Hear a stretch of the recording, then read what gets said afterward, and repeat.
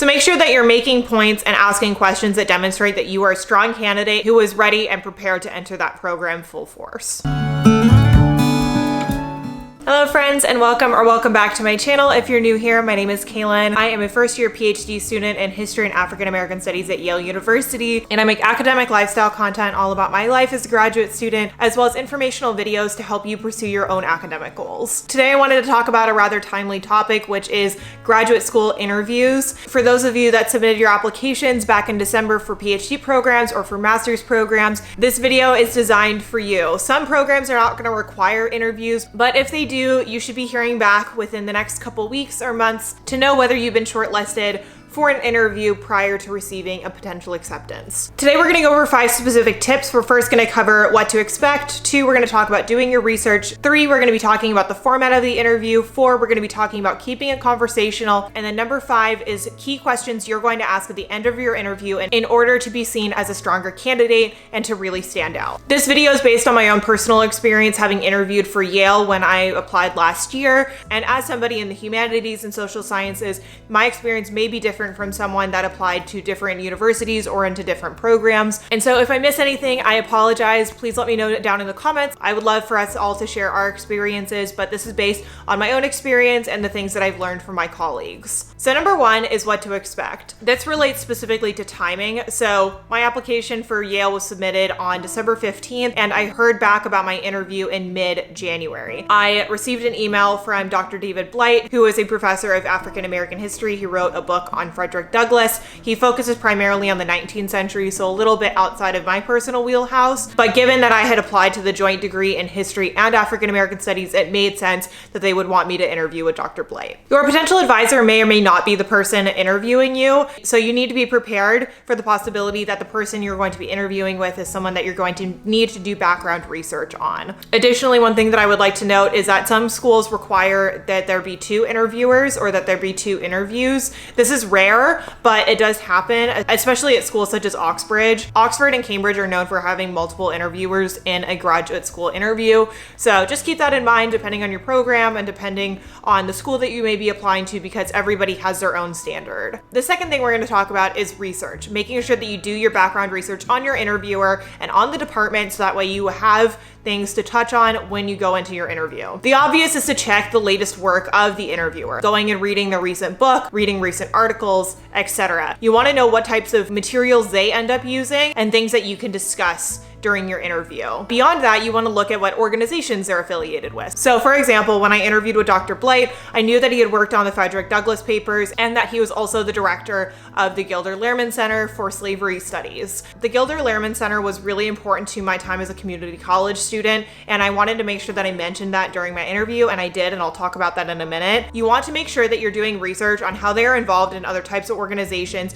other than just their teaching responsibilities. For example, are they the president of a particular society or journal, or are they involved in particular programs on campus? Are they involved in certain labs? You want to make sure that you're checking everywhere that they may be associated and that may have an impact on you. Even if they're not your potential advisor, you want to make sure that you have a personal connection to what they are doing in order to say how it is that you're going to fit into that department and how you would like to get involved. The next obvious thing that you want to do is check which courses that they teach. But beyond that, you want to look at the content of those courses and talk about their teaching style, talk about the types of TAs that they look for. You want to make sure that you're touching on various points, not just their research, but who they are as an educator as well, and their involvement in the department and the university at large, as well as your field. So making sure that you're doing thorough research on your interviewer is incredibly important. And then the last thing that I want to mention is, beyond looking at the organizations that they're a part of, what network do they have access to? What scholars do they tend to work with? Have they ever co-authored anything? Do they have connections to your previous professors, people that potentially wrote letters of recommendation for you? Because you're going to want to mention those things. The third thing we're going to talk about is format. So one thing I want to mention is the US versus the Oxbridge system.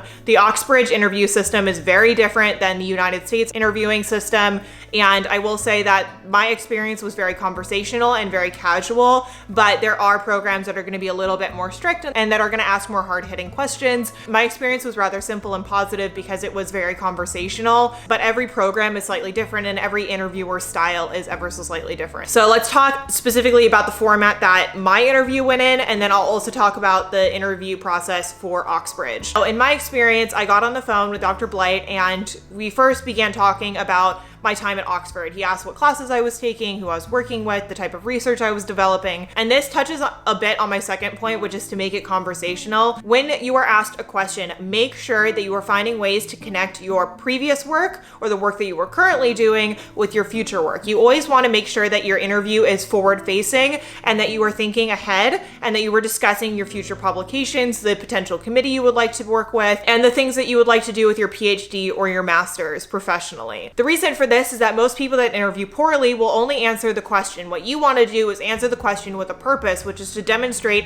that not only are you a strong candidate now, but you are going to develop into an even stronger candidate down the road. So for me, I was talking about my time at Oxford, and I specifically mentioned how I saw that project evolving and how it had already evolved in certain ways with the mentorship of my current supervisor and how I hope to develop it while at Yale. After that, we specifically talked about the course structure and why I wanted to go to Yale. What about Yale really drew me to the program? I specifically talked about the interdisciplinarity of the Yale community as well as Yale's ongoing commitment to slavery studies, specifically given their commitment to the founding of the Gilder Lehrman Center. After the section where Dr. Blight was asking me questions, we talked about the course structure, and then he asked if I had any additional questions.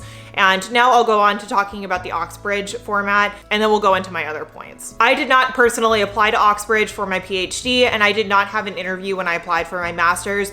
There are some master's programs that require an interview, though they are rare. PhD programs, on the other hand, do require an interview unless you are already within that program and you're just going to have a transfer of status if you are accepted. With that being said, the Oxbridge is known for being very intense in their interview format. They often have 2, possibly even 3 interviewers that are in a way put in the room to intimidate you. They're going to be asking questions such as why Oxford? They're going to be questioning your methods of your research, and they're going to be pushing you to see how far you're able to explain yourself. So you need to make sure that you are very well versed in your subject, that you understand the literature, both past and present, and that you are aware of the studies currently being produced within the department. So being able to touch on things like the current work that is being produced by your potential advisor, as well as the work being produced by other graduate students within the department, is essential. One major piece of advice when applying to Oxbridge and going through the interview process is not to let them back you into a corner. Oftentimes they'll press for questions and ask you about your methods in a way that's meant to be intimidating. And what you want to do, instead of getting defensive and feeling like you need to defend your work, is take a second, take a breath, acknowledge what they've said as valid, and then go on and explain yourself. Not every interview is the same. Some interviewers are going to be more intimidating than others, so just keep that in mind and make sure that you're prepared. And one tip, since we are currently on Zoom, is actually to keep a post-it on the side of your computer up by your camera with keywords that will help remind you of the things that you want to touch on. For me, it would be key dates and names that I wanted to make sure that I mentioned. So that is one tip that would apply today that perhaps would not have applied a year ago. My fourth tip is to keep it conversational. Discuss course structure. Talk about the direction that you hope to take your coursework. Are you going to look to explore through classes a little bit, or are you going to take a slightly more narrow path in order to develop your work further and develop articles along the way during your first and second year? The next thing you're going to want to do is ask about mandatory requirements, such as language requirements, course requirements, other types of things of that nature. For me, I had more requirements as an African American Studies and History student than if I had just gone into one of the departments. And so I wanted to make sure that I asked those questions. Remember that when you're interviewing, it is not just about them picking you, it is also very much about you picking them. So in addition to deciding how you're going to fit into their program, they're also trying to gauge your interest and whether or not you're actually going to accept your offer. Committees are very much focused on trying to make sure that they are going to accept students that are going to actually accept their offers, especially for paid degrees such as fully funded PhDs. If you want me to touch on this more in another video, please let me know down in the comments below, but there is a method to how committees generally will select students, whether that's for masters or whether that's for PhD programs, and it is largely based on the way that the funding structures work between the graduate school as well as that specific department. So just keep that in mind. When you're interviewing, they're also trying to check your engagement and your interest in the department. So show your passion, show why it is you want to be there. The next point that I want to make is mention your past work, but do it with a purpose and make sure that it is, again, forward facing. So talk about how your previous work will apply to your future work. So for example, in my interview for Yale, I specifically talked about my undergraduate thesis, which looked at Black loyalists, so enslaved Black persons who fled to the British during the American Revolution and who subsequently ended up in New York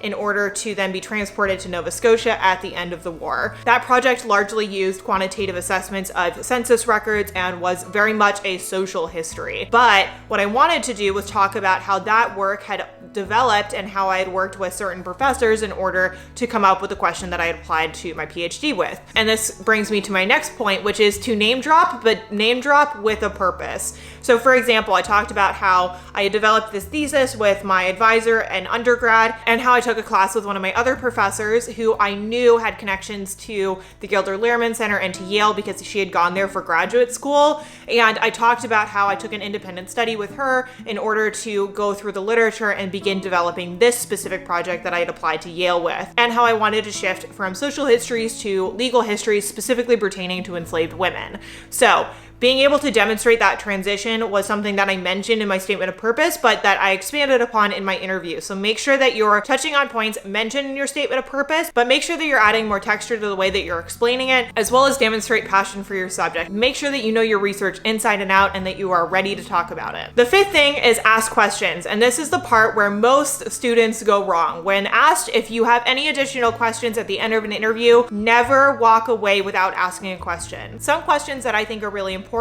are, what do you look for in a doctoral candidate? How is the department adjusted to the pandemic and supporting its students? One of my clients actually gave me this example. Ask what the teaching or lab requirements are. Oftentimes, PhD students that are funded will have TA or TF requirements as well as lab requirements. So make sure that you're talking to them about who you might be teaching with or the types of classes they could see you working in. Make sure that you're asking them to basically envision you in that program and ask them where you would fit, who you would work with, courses that they would recommend. Additionally, some questions that you can ask are about funding. Some professors are not going to have as much information as others, just depending on the way that things are funded. I personally asked about funding for conferences because that was something that was really important to me personally. And then additionally, you want to ask about support systems for helping you get published. You want to make sure that you're making it very clear to them that you are going to enter this PhD program or master's program and hit the ground running. So make sure that you're making points and asking questions that demonstrate that you are a strong candidate who is ready and prepared to enter that program full force. All right, I think I covered everything. If you have any questions, please feel free to let me know in the comments down below. I'll happily answer them.